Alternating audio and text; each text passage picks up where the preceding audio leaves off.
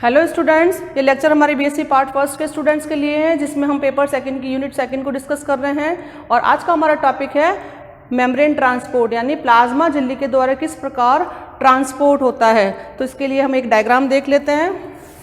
This is cell and this is plasma membrane. यह cell की plasma membrane है। Cell के अंदर के एनवायरमेंट को प्लाज्मा मेम्ब्रेन मेंटेन रखती है। It maintains internal environment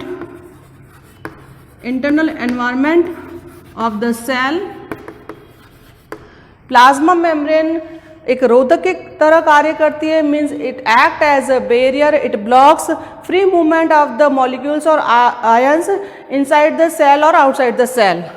plasma membrane एक रोधक की तरह काम करके सेल के अंदर और बाहर फ्री मूवमेंट मॉलिक्यूल्स और आयंस का जो मुक्त प्रवाह है उसको ब्लॉक रखती है, जिसकी वजह से सेल का जो आंतरिक वातावरण है वो मेंटेन रहता है, वो निश्चित बना रहता है। इसके लिए प्लाज्मा मेम्ब्रेन कुछ सेलेक्टिव आयंस और मॉलिक्यूल्स को ही अपने अंदर से बाहर आने जाने देती है। मीन्स प्लाज्मा मेम्ब्रेन का एक रोल है कि ये मॉलिक्यूल्स का परिवहन करती है। तो हमारा यही टॉपिक है कि वो किस प्रकार मॉलिक्यूल्स या आयंस का सेल के अंदर या बाहर ट्रांसपोर्ट करती है।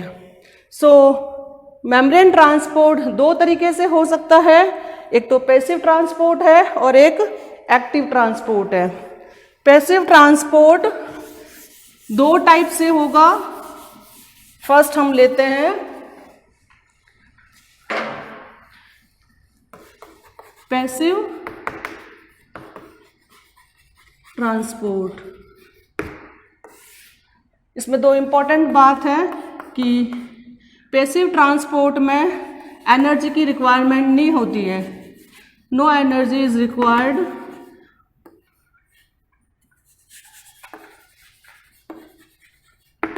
और दूसरा इसमें इम्पॉर्टेंट बात यह है कि इसमें जो भी मॉलिक्यूल्स हैं वो अपनी सांद्रता प्रवणता की दिशा में मूव करते हैं, यानी उनका जो ट्रांसपोर्ट है वो अलोंग द कॉन्सेंट्रेशन ग्रेडियंट होगा।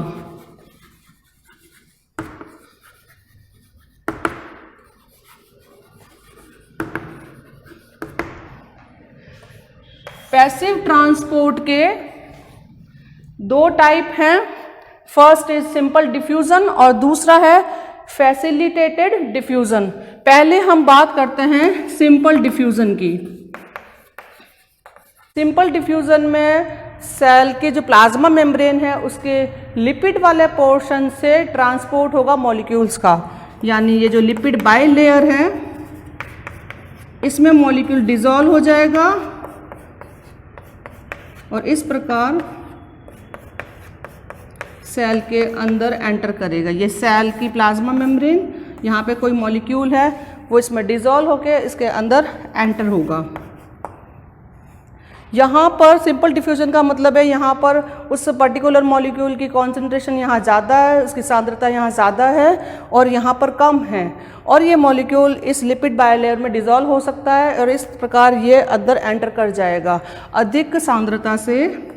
यहाँ पे अधिक सांद्रता है और यहाँ पे इस मॉलिक्यूल की कम सांद्रता है, तो अधिक सांद्रता से कम सांद्रता की तरफ इसका मूवमेंट होगा across the lipid portion of the plasma membrane, यानी प्लाज्मा मेम्ब्रेन के लिपिड पोर्शन से ये पास होगा। ये हो गया सिंपल डिफ्यूजन।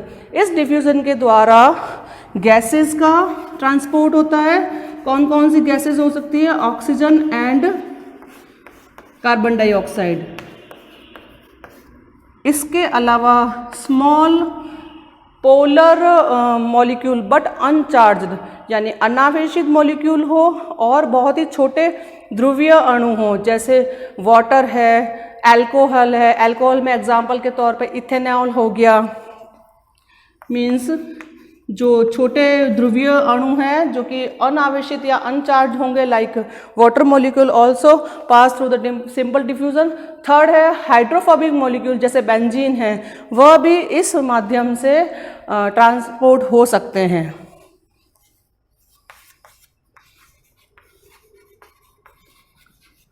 सेकेंड टाइप है हमारा facilitated diffusion. This one facilitated diffusion में जो ट्रांसपोर्ट होगा मॉलिक्यूल से आयंस का वो प्लाज्मा मेम्ब्रेन के प्रोटीन पोर्शन में से होगा, यानी ये प्लाज्मा मेम्ब्रेन है तो यहाँ पे ये जो प्रोटीन बीच बीच में मोज़ेक की तरह लगे हुए होते हैं फॉस्फोलिपिड बाइलेयर के बीच में, उन प्रोटीन के माध्यम से कोई मॉलिक्यूल या आयन अंदर एंटर करेगा या बाहर निकलेगा। इस टाइप के जो पैसिव ट्रांसपोर्ट को कहते हैं फैसिलिटेटेड डिफ्यूज़न। यहाँ पर भी along the concentration gradient movement होगा, मीन्स मॉलिक्यूल से आयंस के सांद्रता प्रवणता की दिशा में ही ये मूव करेंगे। और तीसरा यहाँ पर पोलर और जो चार्ज मॉलिक्यूल हैं उनका ट्रांसफर होगा, जैसे carbohydrate polar and charge molecule हो सकते हैं या फिर आयंस।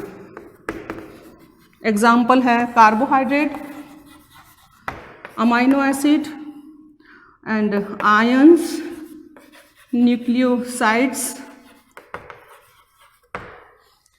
फैसिलिटेटेड डिफ्यूजन दो टाइप से हो सकता है, एक तो कैरियर, ये दो टाइप से हो सकता है, एक तो कैरियर प्रोटीन के माध्यम से और दूसरा चैनल प्रोटीन के माध्यम से।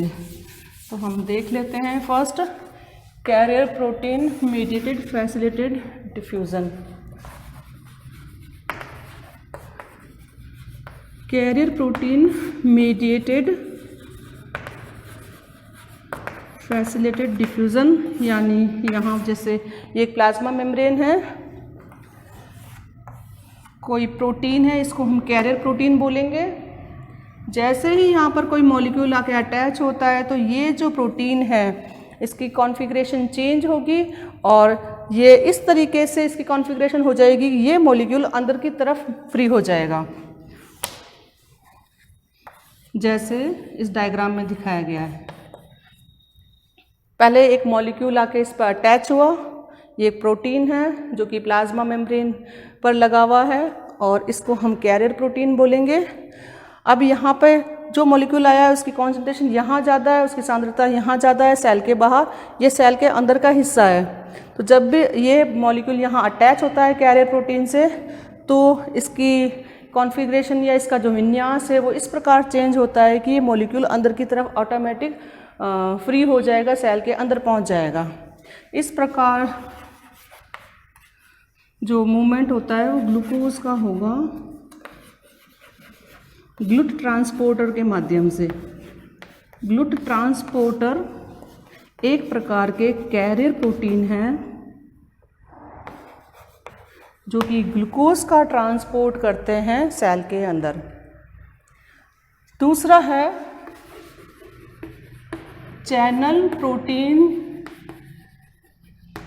Mediated facilitated diffusion. ये जो चैनल प्रोटीन्स है they form open pores across the plasma membrane, ये फॉर्म करते हैं ओपन यानी खुले छिद्र का निर्माण करते हैं प्लाज्मा मेम्ब्रेन्स में।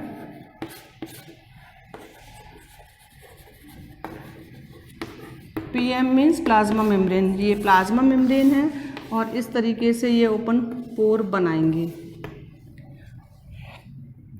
इससे मोस्टली आयंस का ट्रांसफ़र होता है, जैसे सोडियम आयन है, पोटेशियम है, ये भी दो टाइप के होते हैं।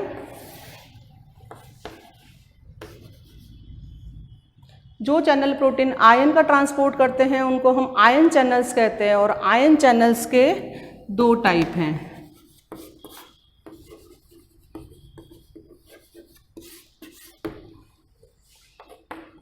वोल्टेज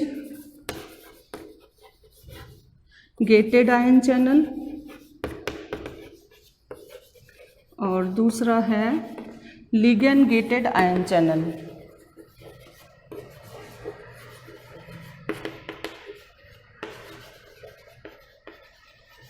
फर्स्ट हम देख लेते हैं voltage gated ion channel. Voltage gated ion channel में जैसे ये एक मेम्ब्रेन है और यहाँ पर कोई आयन चैनल लगा हुआ है। मोस्टली तो आयन चैनल का जो ये आयन चैनल से ये बंद होते हैं, बट अगर वोल्टेज गेटेड आयन चैनल की हम बात कर रहे हैं तो अगर इलेक्ट्रिक पोटेंशियल में, इस मेम्ब्रेन के इलेक्ट्रिक पोटेंशियल में चेंज आता है, चेंज की वजह से ये जो गेट है, this is the gate of this ion channel, ये गेट ऑटोमेटिक ओपन हो जाता है लाइक दिस, और कोई भी जो आयन है वो अंदर एंटर कर जाएगा। Along the concentration gradient enter करेगा, मीन्स अधिक सांद्रता से कम सांद्रता की तरफ ही आएगा वो आयन। बट यहाँ हमें ये ध्यान रखना है कि वोल्टेज गेटेड आयन चैनल है, मीन्स ये जो मेम्ब्रेन है, मेम्ब्रेन पर आवेश होते हैं, जैसे हमने मान लिया कि बाहर की तरफ पॉजिटिव आवेश है और यहाँ सेल के, ये सेल का अंदर का हिस्सा है, ये सेल मान ली जाए, बाहर पॉजिटिव है और अंदर नेगेटिव है। अगर किसी कारण से इस इलेक्ट्रिक पोटेंशियल में चेंज आ जाए तो चेंज को ये डिटेक्ट कर लेता है और इसका जो ये गेट है ये ओपन हो जाता है, और ओपन होने से पर्टिकुलर कोई आयन अंदर एंटर कर जाएगा। तो ये हो गया वोल्टेज गेटेड आयन चैनल। अब हम बात करते हैं लिगेंड गेटेड आयन चैनल, जो कि आयन चैनल का दूसरा टाइप है। लिगेंड गेटेड आयन चैनल में इसी तरीके से आयन चैनल होगा, ये सेल है, बट यहाँ पर कोई अगर लिगेंड या कोई मॉलिक्यूल, जिसको हम लिगेंड बोल रहे हैं, लिगेंड आके इस आयन चैनल पे टच करेगा। इस टच करने की वजह से इस आयन चैनल की जो विन्यास है या जो इसका कॉन्फ़िगरेशन है वो इस प्रकार चेंज होगा कि ये गेट ओपन हो जाएगा। वोल्टेज गेटेड में वोल्टेज के चेंज होने, यानी इलेक्ट्रिक पोटेंशियल के चेंज होने की वजह से गेट ओपन हुए थे आयन चैनल के। यहाँ पर कोई लिगेंड का आयन चैनल पर अटैच होने की वजह से ये गेट ओपन हो जाते हैं, और गेट ओपन होते ही ये जो लिगेंड है ये अंदर एंटर कर जाता है। लिगेंड मीन्स कोई मॉलिक्यूल या आयन। इस प्रकार हम देखते हैं कि आयन चैनल दो टाइप के होते हैं, वोल्टेज से चलने वाले और दूसरा है लिगेंड से रेस्पॉन्स करने वाले। अब हम बात करते हैं इसके